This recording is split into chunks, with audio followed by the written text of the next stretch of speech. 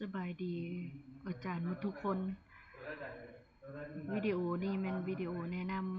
ำสำหรับเบิ่งว่านักเรียนผู้ใดตกเลยก็เอาคะแนนสิ่งคืนใส่เนาะก็บาง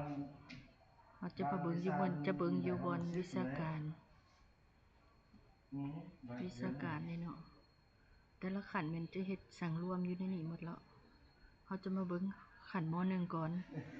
ขันม.1 กดเข้าบนขันม.1 นี่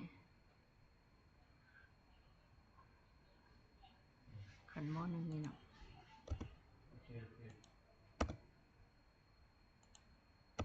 นักเรียนที่ตกจากคนเนาะมีไผตกวิชาใดๆมันจะสั่งรวมละเอียดอยู่ในนี้ตัวอย่างเช่นว่าท้าววิไลวรรณตัวนี้เนาะตกวิชาภาษาอังกฤษตกวิชาภาษาอังกฤษเราไปสิ่งคืนแล้วได้มักหาก็กดมักหาใส่อยู่นี่แล้วนางน้อยลีนาไปสิ่งคืนแล้ว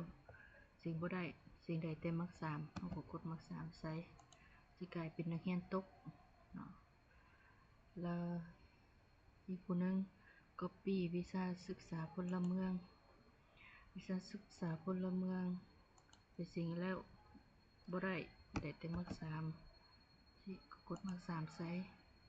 เขาจะใส่แบบนี้เนาะใส่เฉพาะแต่วิชาที่สิ่งขึ้นคือต้องต่อไปนี้เนาะ